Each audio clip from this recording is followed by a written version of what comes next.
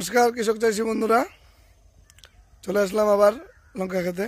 এই যে মালচিংয়ের লঙ্কা, যার চেহারা হয়েছে একদম দেখলেই মন শান্তি। কীরকম পরিচর্যা করবেন আজকে ভিডিওতে মোটামুটি সব কিছু আপনাদেরকে বলে দেব। তো চলুন ভিডিওটা শুরু করছি।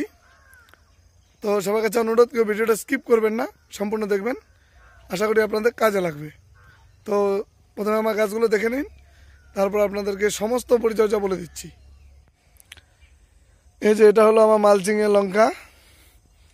গাছের চেহারাগুলো দেখুন জাস্ট। কিছুদিন আগে এই জমিটারই ভিডিও দিয়েছিলাম, এই জায়গায় দাঁড়িয়েই। সেদিনের গাছ আর আজকের গাছ দিন আর রাত্রি তফাৎ হয়ে গিয়েছে। মানে এখন জাস্ট বলতে জমিতে আসলে মনটা শান্তি লাগে, মনে হয় যে সবসময় জমিতেই বসে থাকি। এত সুন্দর গাছ হয়েছে, প্রতিটা গাছ একদম দেখুন, কোনো রকম রোগ নেই, কোঁকড়া নেই, কিচ্ছু নেই। গাছ একদম ঝা চকচকে গাছ। বিশেষ করে যারা নতুন লঙ্কা চাষি এবং কিছু পুরানা লঙ্কা চাষি, সব থেকে বড় অসুবিধা যেটা, সেটা হলো লঙ্কার পাতা কোঁকড়ানো রোগ। এটা থেকে অনেক ওষুধ ব্যবহার করেন, হয়তো বা ঠিক হয়ে যায়, কিছুদিন পরে গিয়ে আবার সেই কোঁকড়ানো রোগ চলে আসে। তো এই সমস্যাগুলো থেকে যারা রেহাই পেতে চান, তাদেরকে আমি অ্যাট ফার্স্ট সাজেস্ট করবো আপনারা মালচিংয়ে লঙ্কা চাষ করুন। এই যে মালচিংয়ে লঙ্কা চাষ করা হয়েছে, রোগ পোকা কিচ্ছু নেই, গাছ একদম চকচকে, সার কম লাগছে, মানে অসুবিধার থেকে সুবিধা অনেক গুণ বেশি। তো আপনারা এই মালচিংয়ে কিন্তু লঙ্কা চাষ করেন। বিশেষ করে লঙ্কার ক্ষেত্রে, যেহেতু লঙ্কাতে আমাদেরকে প্রচুর পরিমাণ স্প্রে করতে হয়, প্রচুর পরিমাণ খরচ এবং প্রচুর পরিমাণ খাটনি। এই টোটাল জমিগুলো স্প্রে করতে প্রচুর সমস্যা। এই জন্য কিন্তু আমরা মালচিংটা ব্যবহার করি, বিশেষ করে লঙ্কার ক্ষেত্রে। লঙ্কার ক্ষেত্রে মালচিং যখন ব্যবহার করবেন, এই মালচিংয়ের মধ্যে যখন সূর্যের আলোটা পড়বে, একদিকে যেমন ইউভি রশ্মিটাকে বের করে দেবে, তেমনই সূর্যের আলো কিন্তু তীর্যকভাবে গাছের পাতার নিচের দিকে নিচের দিকেও আলো পড়ে, যে কারণে এই পাতার নিচের দিকে কোনো রকম পোকা মাকড় কোনো কিছু বাসা বাঁধতে পারে না। এর ফলস্বরূপ হলো গাছের মধ্যে কোনো রকম পোকামাকড় বাসা বাঁধতে না পারার জন্য কোনো রকম পোকা ডিম দিতে পারে না এবং কোঁকড়া রোগটা আসে না।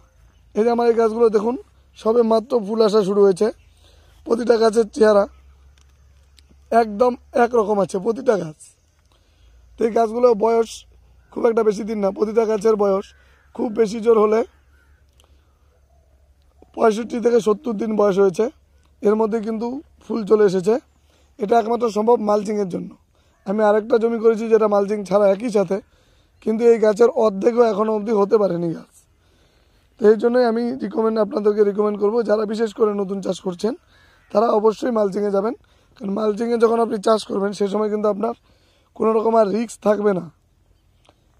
মানে বিশেষ করে পাতা কোঁকড়ানো রোগ আসবে না এবং গাছের চেহারা এক ঝটকাতেই গাছ অনেকটাই বড় হয়ে যাবে, যেখানে পরবর্তীতে আপনাকে আর মানে কোনো দিকে তাকাতে হবে না। সামান্য কিছু পরিচর্যা, সার, জল এবং সামান্য কিছু স্প্রে করলেই কিন্তু মানে ভালো রকম একটা ফল পাওয়ার সম্ভাবনা থাকে। তো এই যে আমার গাছগুলো তো দেখলেন কীরকম কী আছে অবস্থা। এই প্রতিটা গাছ যদি আপনাদেরকে দেখাই, চেহারাটা দেখুন কি সুন্দর।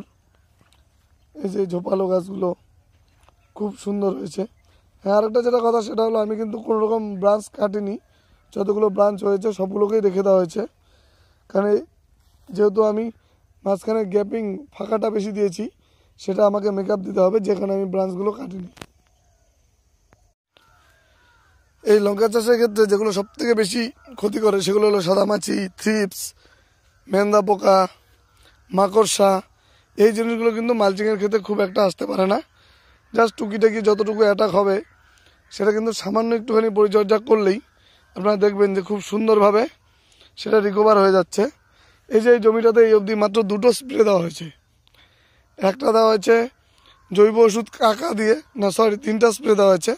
একটা দেওয়া হয়েছে জৈব ওষুধ কাকা দিয়ে ছোট অবস্থায়, এরপরে একবার স্প্রে করা হয়েছে এন্টাকল এবং একবার স্প্রে করা হয়েছে ইমিডাক্লোরোপিড গ্রুপের সুরিয়া।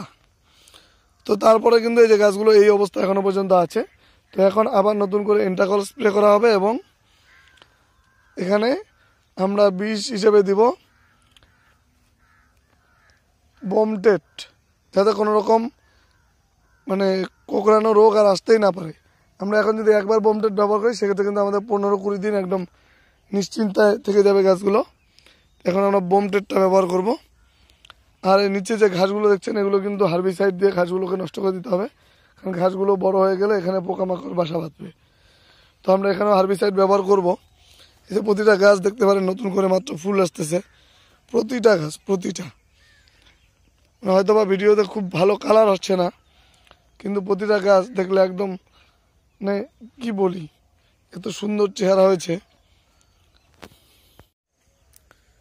তো আপনাদেরকেও রিকমেন্ড করব আপনারা কিন্তু অবশ্যই লঙ্কার ক্ষেত্রে বিশেষ করে মালচিংটা ব্যবহার করার চেষ্টা করবেন। লঙ্কা, শশা এই জাতীয় যেগুলোতে মানে শোষক পোকার আক্রমণটা অতিরিক্ত হয় সেই ফসলগুলো আপনারা অতি অবশ্যই মালচিংয়ে চাষ করার চেষ্টা করবেন।